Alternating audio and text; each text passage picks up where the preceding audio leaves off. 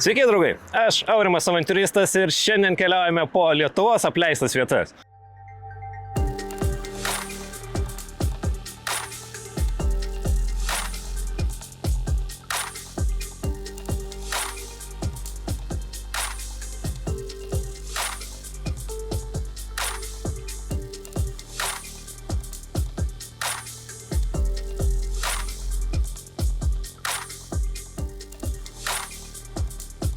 Taigi dabar pradedame nuo vienos nebaigtos statyti gamyklos.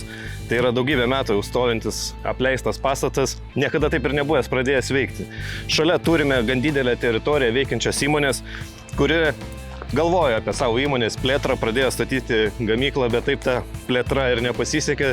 Taigi šis pastatas vaiduoklis jau daugybę metų stovi šiame mieste, kurį jau lanko ir benamiai, ir kiti nuotykių ieškotojai. Tai truputį patirinėsim šį pastatą, nors jis ir nebuvo įrengtas, bet tikrai yra įdomių vietų. Taigi pasižiūrėkime.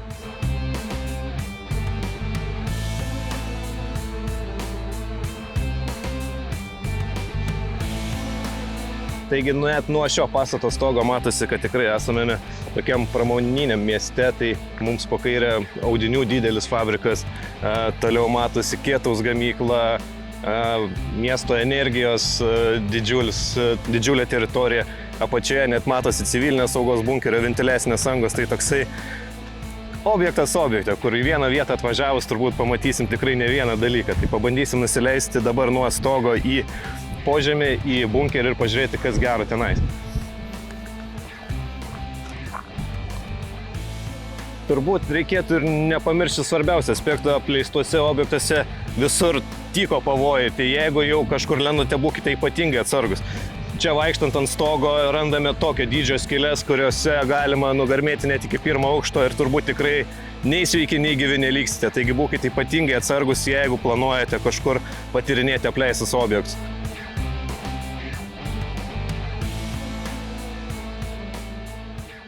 Kas tikrai nustebino, nes tikėjau atrasti, bet yra patalpa su neišnešiota ir neišrankiota ventiliavimo sistemos, bent jau dalimis. Matosi filtras, aišku, pačios turbinos jau nėra, bet vamzdžiai viskas. Netikėjau, kad čia dar kažko rasim, galvoju, bus tiesiog tuščios sienos.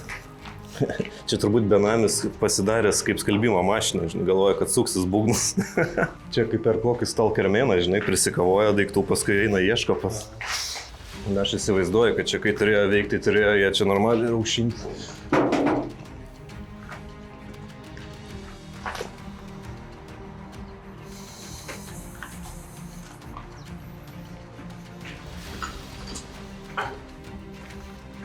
Liftai tai niekada taip ir nebuvo įleisti čia.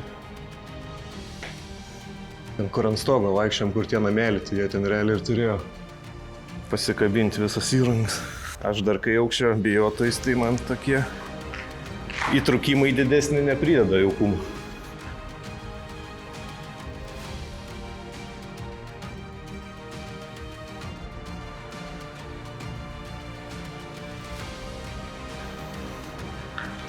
Aš visada turiu tą tokią vaizduotę, įsivaizduoti, kaip iš tikrųjų turėtų atrodyti tas visas objektas, kai jisai dar pilnai sudėty ir veikiantis. Ir kaip, ta fantazija, tai įsivaizduokit, pilna žmonių, vyksta staklis, viskas, verda gyvenimus, o dabar tiesiog vėjai kiaurai švilpia, tai labai įdomios patirtis. Turbūt jau daugelis supranta, kokiam mes mieste esam ir po kokį objektą vaikštom, nes galiu garantuoti, kad beveik kiekvienas šio miesto gyventojas pro šią sankryžą, pro šį objektą yra pravažiavęs 1000 kartų, bet turbūt niekada nepagalvoja, kas iš tikrųjų yra viduje ir kaip čia viskas atrodo iš vidaus. Tai šiandien mes čia ir ištyrinėjom ir jums parodom. Tai tik tais perspėju, jeigu sugalvosite čia ateiti, būkite ypatingai atsargus, nes tai yra labai pavojingas objektas. O čia matom dar vieną konstrukciją. Čia gal irgi liftas koks turėjo būti. Į šitą pusę jisai plėtėsi, vieną aukštą sudėjo ir matai net nebedėjo antrą aukštą. Čia dar turėjo įploti jisai tas pastatas būti. Čia turbūt protingiausia dabar tokį objektą tiesiog griauti ir nuo nulio kažką daryti, nes tos visos konstrukcijas, tie betonai, čia viskas jau praradė prasmę ir čia jokių standartų turbūt saugumo tas pats nebepraeitų, čia viską iš naujo reikėtų daryti. Kur tie balandžiai dabar, kai aš nebe vienas, tai jie nebe tokie drąsūs, kai vieną tai puola. Manau, kad atradome, kur buvo filmuotas Pasmerkti serialo anonsas ir pradžia, kai eina per tunelį ir susiaurėja vaizdas. Tai va, sumontuosim vaizdą.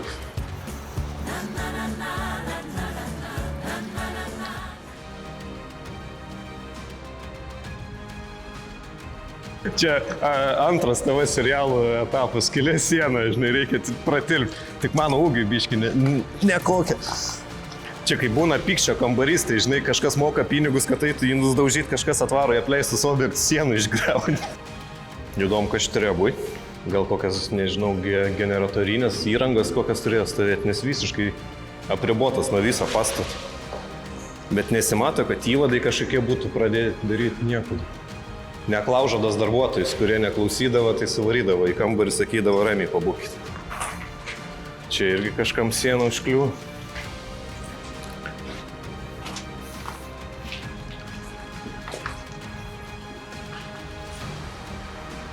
Dabar bandome palikti šitą objektą ir nusileisti, kur apačioje matėme civilinės saugos bunkerį. Žinau, kad ta teritorija dar vis dalinai saugoma. Iš pradžių patikrinsim, ar viskas saugu ir jeigu saugu, pabandysime nusileisti į žemę. Žinau, kad tenais kartais būna nemažai vandens, beveik iki kelių, tai jeigu bus vandens, važiuosim ieškoti britkelnių, jeigu nebus vandens, eisim taip. Varom.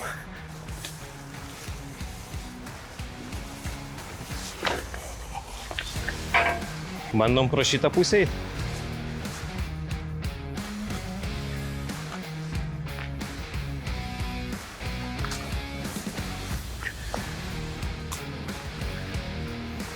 Varom tyliai.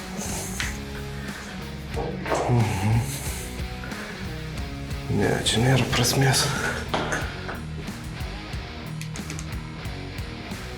Čia iki kelių vandens, tai čia neverta lįsti, bet čia gali pafilmuoti, va tu matas hermetinės durys iš to kampo gan gerai.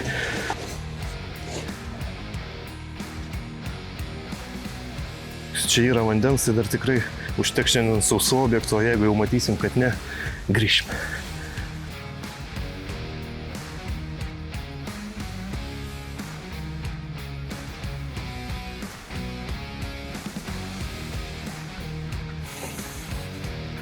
Na, arba galim čia užeiti.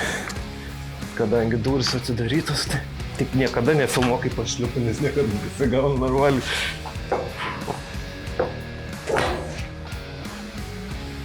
Turime dar vieną objektą. Šiandien turim gražią dieną, tai gražiai apšviestos visos arkos, kurias paskui kolega jums parodys. O čia yra priklausomybės ligų centras. Labai įdomu, nes šitas objektas buvo apleistas etapais.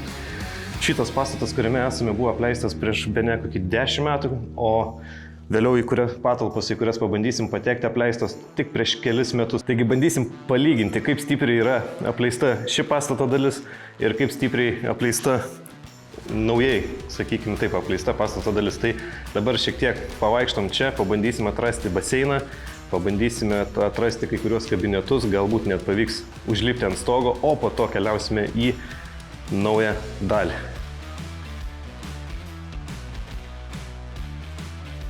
Private room. Bet čia jau turbūt gal kokiem neįgalėsim, nes matosi žekratukai lyg ir gal su vežimėliais kokiais, žinai, nuleidinėdavo. Nu, tas baseinėlis jaukumo mažai, man čia labiau kokį morgą frydau. Pabandysiu Rusiją atrasti patalpas. Atsimenu bent jau prieš kokius 5 metus, kada čia buvome Rusiją, dar buvom atradę kabinetą, dokumentų laikymo vietą, kurioje buvo labai daug bylų su čia mirusiais žmonėmis, tai pabandysim paieškoti. Esu girdėjęs, kad lygtais tas bylas iš čia išnešė, bet gal dar kažką pavyks rasti. Einam paieškoti. Čia grinai jau aptarnavimo patalpas. Tai pradedam nuo šiluminio punkto esančio Rusiją. Jau nemažai vamzdžių matau yra išdraskytų. Kai čia buvome prieš 5 metus ir kai dar veikė ana pastato dalis, tai šitas šiluminis punktas taip pat buvo pilnai funkcionuojamas. Skydinėse dar švietė visi indikatoriai, vamzdžiai buvo nenupjaustyti ir dar ana pastato dalis buvo pilnai aptarnaujama. Dabar čia jau tokie labai menki likučiai. Panašu gal net ir metalo vagis čia jau buvo užsukę pasiskolinti gerybių. Jo, viskas iš...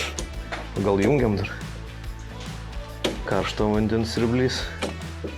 Cirkuliacinis. Ne, reikia pradėti nuo maitinimo. O, žiūrėk, maitinims taip jungs, matai? Nebe. Čia įjungto, kad čia jau laidai nukarpyti. Greitai čia prasisuko.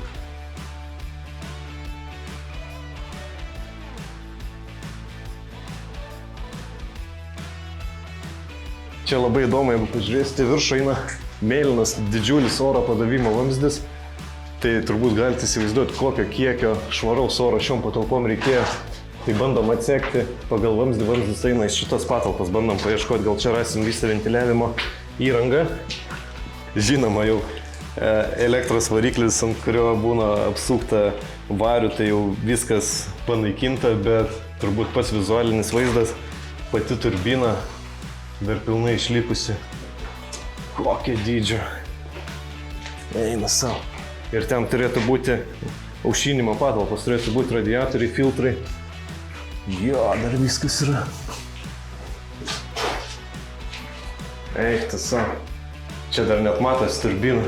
Kad suprast, kokio dydžio tai yra anga, tai mano ūgis yra apie 1,85 m, tai beveik per mano pusę ūgio tokio dydžio oro padavimo skylė. Oras eidavo per filtrus, per aušintuvus. Aušintuvai irgi dar puikiai atrodo. Geras. Labai įdomu atrasti tokius dalykus dar išlikusius, tai labai daug prideda tos emocijos, kai randi net visiškai tuščias sienas, o dar bent kažkiek išlikusių dalykų. Aišku, čia jau išlaupiota. Čia trūksta plokščių, čia prieš tai dar buvo plokštis toks. Geras. Čia viso pastato ventiliavimo oro padavimo šachta. Ten virš manęs jau yra bokštelis ir žemė. Tai mes ganėtinai giliai po žemę. Saugumas pirmoje vietoje, bet jeigu durys atidarytos, tai gal galima užeiti.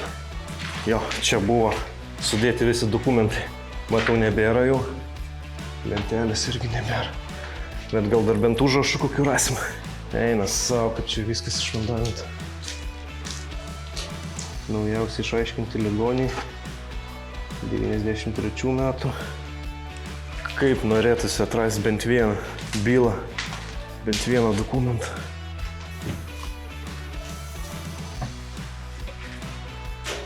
Kas ant sąsiuvinio lapelių blemba rašydavo datas, o jie neturėdavo normaliai ant ko. O ten važiuoja, gali pasitraukti, dar yra užrašas su vaikų. Čia tik statistika 97 metų, 98 metų. Čia dabar į visiškai kitą pusę nueisim ir turim užlipti, kur jau buvo pats ten toksai kabinetas įdomu. Panašus skalbykla. Paruošimas skalbykla. O blema, čia reikia po kojam žiūrėti. Skalbyklos būgnas. Jau išardyta pati mašina. O geras, galim lipti išsikviesti. Įrengimai likę dar. Geras.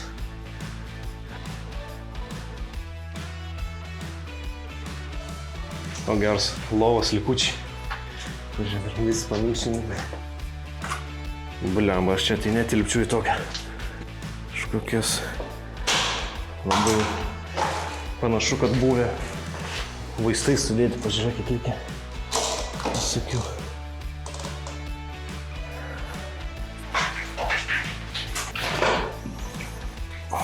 Ne, čia nieko baisus nėra.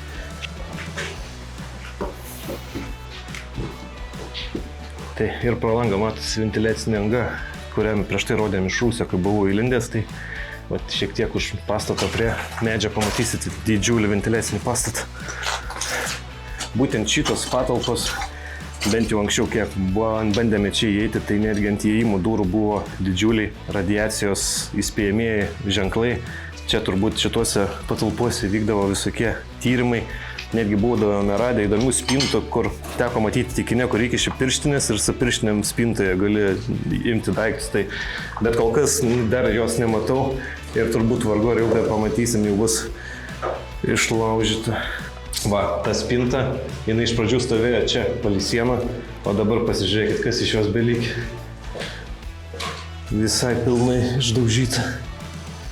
Jau net apversta, nebesimato net pačios esmės šitos spintos.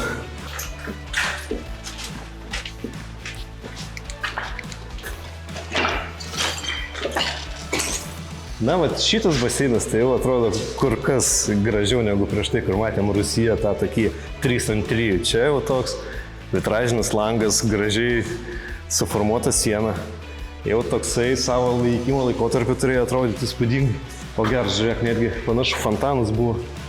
Matai? Iš viršaus apšvietimas, apšvietimo lempas kaip diskotekai. O iš viršaus turėjo bėgti vanduo, toks fontanėlis būtų. Čia iš gipso. Nu, tokie ornamentai fainai jos toks atrodė. Visur išlaupyti, išvandalinti čia. Duoda savo žavesį objektai, va tokie būtent autentiški dalykai palikti.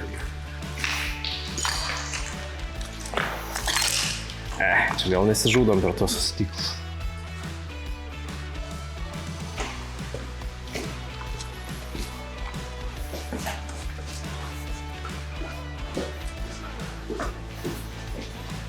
O dabar esame prie pačio pagrindinio įėjimo, tai per čia ateidavo pacientai, turėjome rūbinę, yra langelis administracijos, turbūt kur susipildydavo dokumentus ir jau toliau jų keliai arba į kairę, arba į dešinę jau kur yra paskirtas procedūras. Tai dabar dar pabandysime atrasti kelis kabinetus, turbūt jau senųjų patalpų užtenka, bandysime patekti ant stogo, kiek pamenu būdavo galima ir per stogą nukeliauti į naujai apleistą dalį. Varom.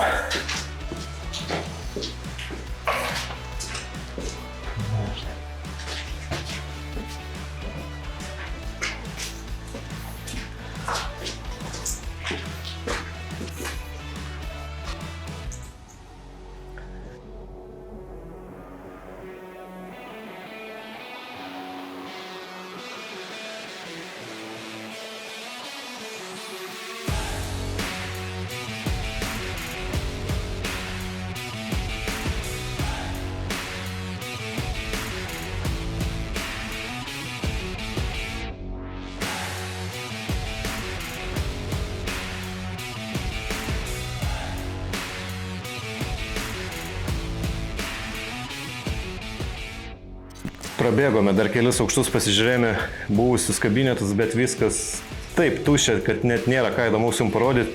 Tai dabar turbūt pabandom pereiti į naujas patalpas ir pasižiūrėti kaip ten. Kai aš buvau prieš kelis metus, kai tik buvo apleista praėjus gal gerą savaitę, tai dar buvo visko, ir baldų, ir lovų, ir elektros įvadų. Įdomu, ką rasim dabar. Turiu tokią nuojautą, kad ten jau nieko nebebus.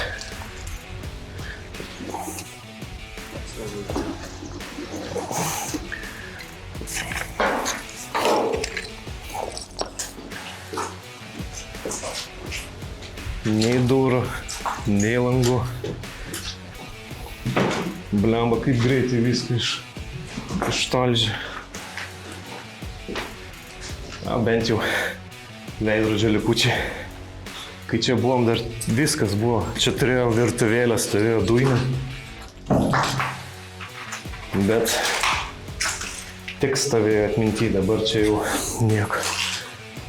Administracinis kampelis.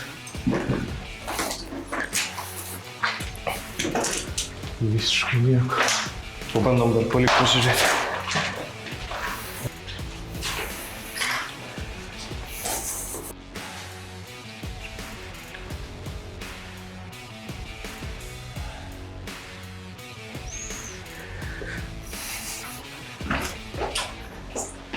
Čia dar buvo ir durys su užrašais, su viskom. Nieko čia nebėra. Virtuvė. Irgi jau viskas ištampyta. Tai vat suprantu, kad reikia bausti toks, kur čia dubasina viską, o ne tos, kurie ateina tiesiog istorijos pasižiūrė. Bet jauti vis tiek tas kvaps toks medicininės įstaigas lyg. Va, gydytojas pavadintas slaugai. Kažkas langas su visą rėmą net išsinešė. Eiktas. O tai tokiuose palatose jie čia visai gražiai ir gyvendavo su vaizdu. Kom. Čia kai tyliai. Nu, bet žiūrėk, pavyzdžiui, Sanmazgas dar visai neblogai išsilaikys. Išėjimas? Na, manau, šiame objekte jau pamatėme viską. Gaila, kad nieko įspūdingo ir įdomus nėra išlikę, bet pats kaip pastatas, kaip istorija tikrai labai įdomus. Pabandysime dar truputį pavaikščioti, jeigu kažką įdomaus rasim, būtinai jums parodysim, o po to jau keliaujame į dar vieną objektą. Matom, kad visai neblogai sekasi, tai pasižiūrėsim vieną ar du dar paimsim, bet tikrai dar veiksmo bus.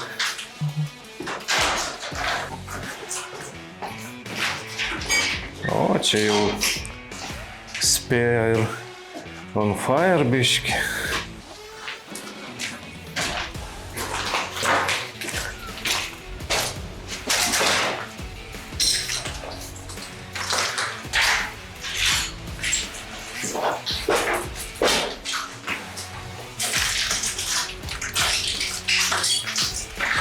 Gerai, einam per aplinkui.